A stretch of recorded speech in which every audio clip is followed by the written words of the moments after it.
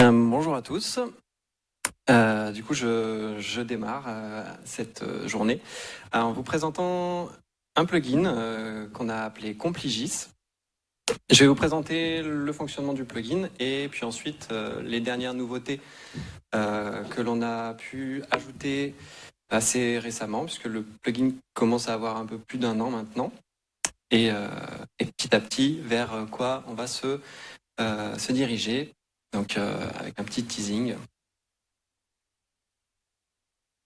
Donc effectivement, comme Julien vient de le dire, ça nous arrive d'avoir besoin d'intégrer des données. C'est assez récurrent. On a quelqu'un qui nous envoie vraiment plein de bonne volonté, des données sous format shapefile, GeoPackage ou DXF ou autre.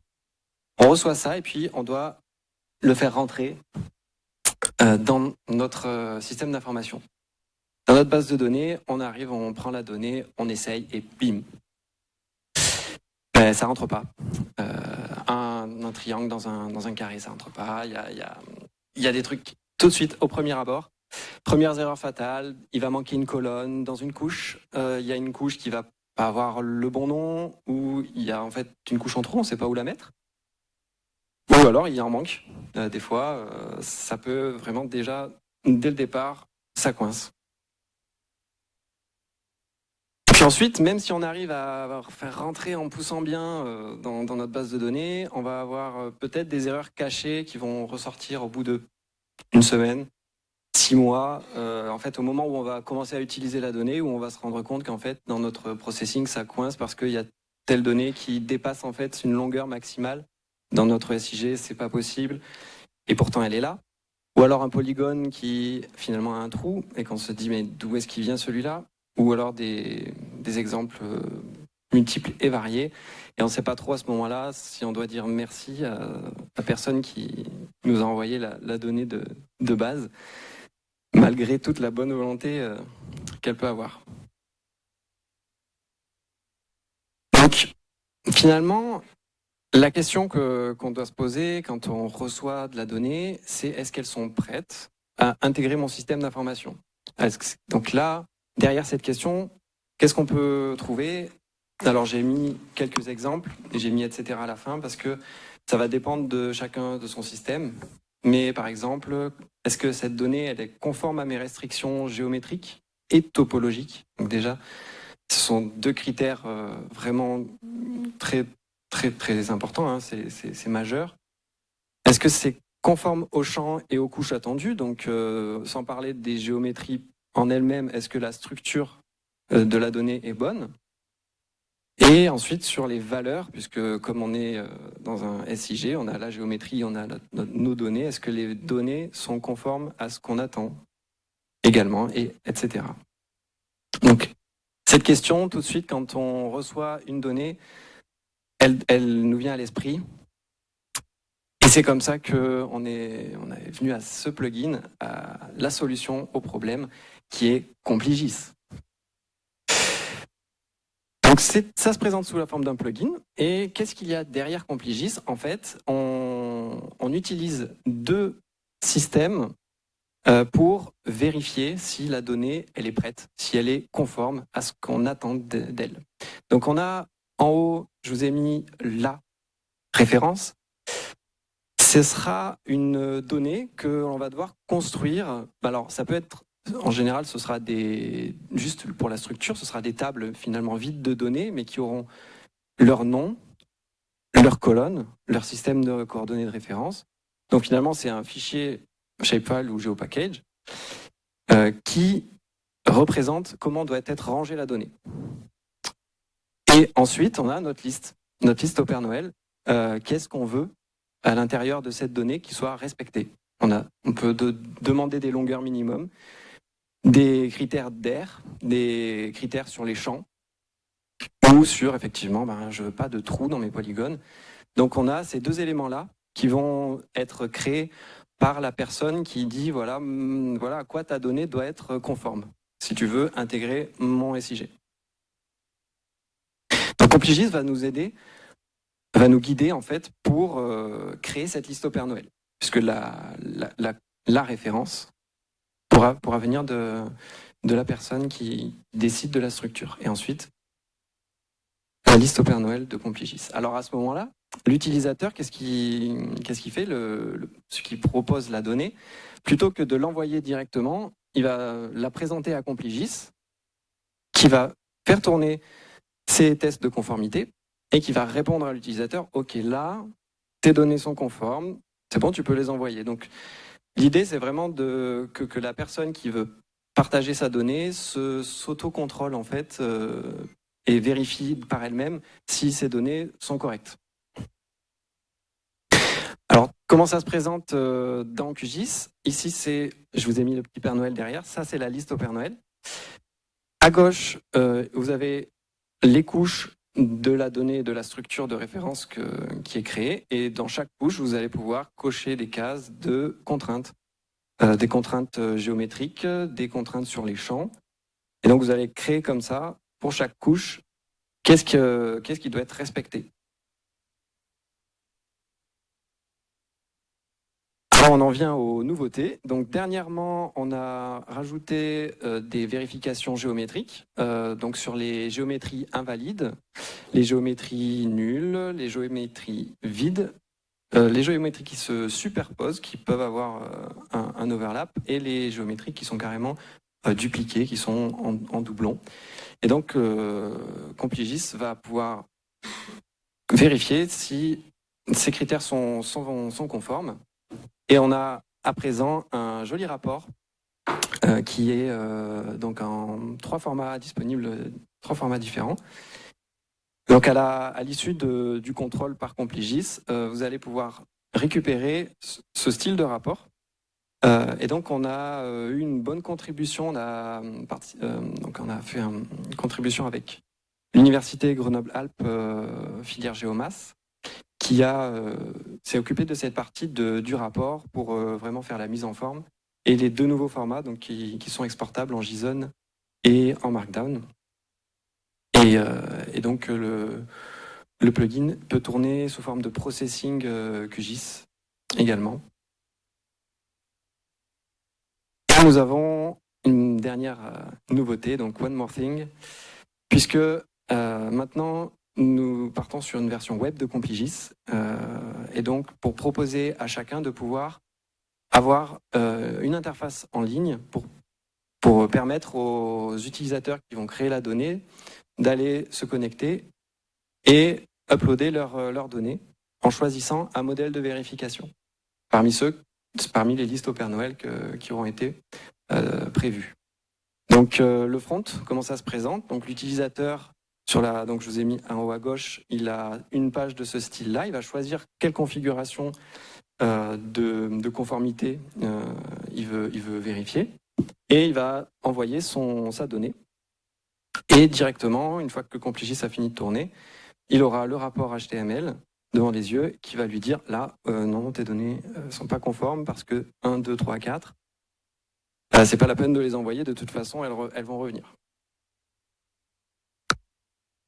Côté back-office, donc c'est là qu'on va ajouter des configurations pour permettre aux utilisateurs de contrôler leurs données, et donc on va pouvoir uploader directement notre liste au Père Noël qui aura été créée sur le plugin Compligis.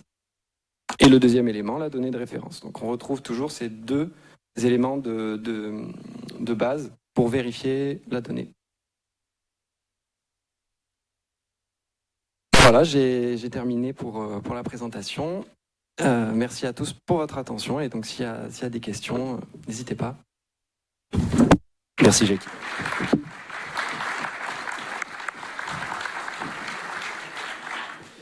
Est-ce qu'il y a des questions? Non, bah moi j'en ai une. Ah, il y a une question de Pierre. Du coup, est-ce que les micros fonctionnent ou il faut appuyer sur le bouton speak? Bonjour. Merci pour ta présentation, pour votre présentation. Petite question. Excuse-moi, désolé, comme c'est toi qui commence. Est-ce que quand vous prenez la parole, vous pouvez dire votre nom et dire de où vous parlez, si voilà votre entreprise ou votre organisme. Voilà, c'est vous. Bonjour, donc Pierre Mickersturm, je suis administrateur SIG au Grand Reims. Moi, la solution m'intéresse beaucoup parce que ça fait 14 ans, 15 ans que j'ai mis en place un traitement FME qui vérifie les données de corps de rue, des levées topo, etc. Donc FME est une solution propriétaire. Je m'en passerai bien. Je suis très content de voir une solution libre apparaître sur le marché. Mais j'ai une question, les DWG, est-ce que vous les traitez ou pas? Alors, donc là j'ai mis des XF effectivement. Sur QGIS, il y a une façon d'importer les DWG, ça reste encore. On utilise en fait le module de QGIS directement. Donc ça peut avoir des effets de bord, j'imagine. Mais du coup, là on se repose sur comment QGIS gère le DWG. Ouais. C'est un format très complexe avec des versions. Entre les versions, AutoCAD s'arrange pour que ce soit bien difficile de suivre en termes de driver, d'interopérabilité. Ok, parce que vous, Pierre, vous c'est que du DWG? Non, non. Les géomètres, quand on leur impose de nous livrer du DXF 2013, ils le font, mais c'est vrai que on a des collègues dans la direction de la voirie, dans les métiers vraiment opérationnels, les métiers de bitume. Le DWG, c'est ce qu'ils manient souvent. Et c'est vrai que si on veut les amener à faire du contrôle qualité de leurs données, à vérifier leurs données en amont et pas simplement à nous les envoyer en nous disant vous mettez ça dans le SIG, mais aussi à les aider à avoir de la donne qualité, donc à pouvoir vérifier leurs données. Il faut aussi, après, moi je suis content déjà d'avoir l'information Compligis, on va prendre contact avec vous et on va voir ce qu'on peut faire, hein. On va en discuter, quoi. Mais merci. Une remarque, pardon. On m'entend? On se retrouve à avoir les mêmes difficultés, évidemment, de convertir des plans. On m'entend? Ouais, si tu peux te présenter. Pardon, je vais dire ton nom. Bernd Deckert, administrateur IDS Total Energy. Nous, on se retrouve avec le même problème d'avoir des plans et de passer les plans en mode SIG, et les plans nous arrivent en DWG. Et donc, il faut qu'on passe du DWG au DXF d'abord pour après éventuellement l'importer. C'était juste pour signaler, donc il y avait un projet, une librairie qui est très performante de conversion de DWG vers DXF libre. C'est ODA File Converter. Je ne sais pas si vous connaissez le projet. Donc c'est soutenu par une sorte de consortium.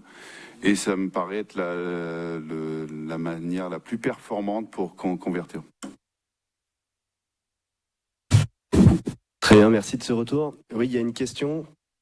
Tu peux éteindre ton micro, s'il te plaît. Bonjour, Julien Varjabetian de SNCF Réseau. Je suis le responsable du SIG de SNCF Réseau. Ma question c'est, est-ce que vous avez déjà des retours au niveau des temps de traitement? Est-ce que c'est fonction du volume de la donnée en entrée, de la complexité des géométries en entrée, en termes de nombre de vertex ou des choses comme ça? Est-ce que vous avez déjà des retours sur combien de temps ça prend pour tourner? J'ai pas vraiment de retour. Par contre, vu comme c'est construit, ça va dépendre du volume de données à vérifier. Effectivement, plus la donnée va être complexe.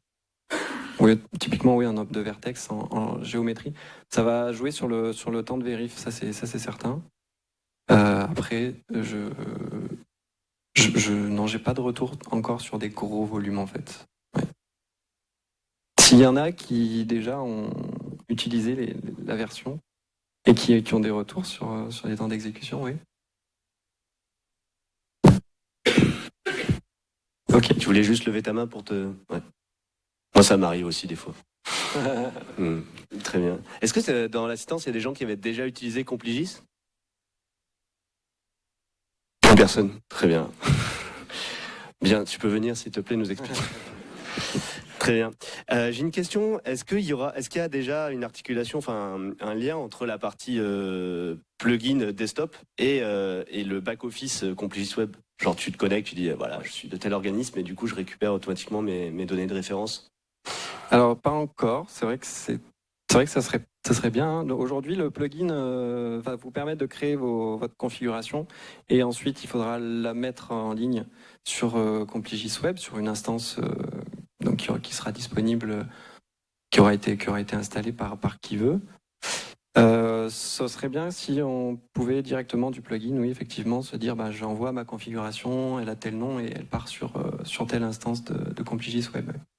Et c'est à penser, c'est à mettre dans de futurs développements, effectivement. Ouais. D'accord. Et est-ce qu'on est d'accord que là, ça gère principalement les validations de type géométrie? Il n'y a pas de schéma de données par rapport à un schéma type schéma.data.gouv, etc. Oh oui, c'est ça. Aujourd'hui, c'est surtout géométrie, un peu de topologie, et on aimerait aussi rajouter, par exemple, des listes de valeurs autorisées sur les champs. Donc ça, c'est quelque chose qu'on pense depuis le début, donc qui est aussi dans les choses à faire. Une liste pour dire que tel champ, en fait, il a que telle liste de données autorisées. Donc ça, on s'approche un peu de la donnée aussi. Ouais. D'accord. Est-ce qu'il y a d'autres questions? Oui, Jean-Marie? Oui, juste pour faire une correction à propos de la librairie ODA, elle n'est pas du tout libre. Il y a un outil gratuit qui est dessus, mais elle n'est pas libre et elle demande des royalties assez importantes. Il me semble que c'est de l'ordre de 5 000 € par an pour l'utiliser. Alors, et autre chose à propos du DXF et de ce que disait Pierre, je pense qu'il faut encourager vos prestataires à vous fournir du DXF. Je pense que c'est un format qui est largement sous-estimé. Je pense que c'est un peu historique. C'est parce qu'on l'a utilisé à une époque où on n'avait pas beaucoup de mémoire et pas beaucoup de volume de stockage de transfert. Et comme ça génère de très gros fichiers, on a essayé de s'en débarrasser assez vite. Mais c'est quand même le seul point commun entre les différentes versions d'AutoCAD. Et ça permet notamment pour tout ce qui est contrôle de s'affranchir des problèmes de version. Donc le seul défaut, c'est qu'il gère mal la transmission d'attributs. Mais quand il s'agit de transmettre que des géométries, je vous encourage vivement à le demander. Voilà. D'accord. Donc c'est Jean-Marie Marsac d'Azimut et le financier, le trader de l'OSGeo France. Très bien, merci de ce retour. Est-ce qu'il y a encore un retour? Vu qu'on a le temps. Non, personne. Parler de son expérience avec les DXF, les DWG, la validation de géométrie. Aux joies. Très bien. Merci, on peut applaudir Jackie, s'il vous plaît. Merci à tous.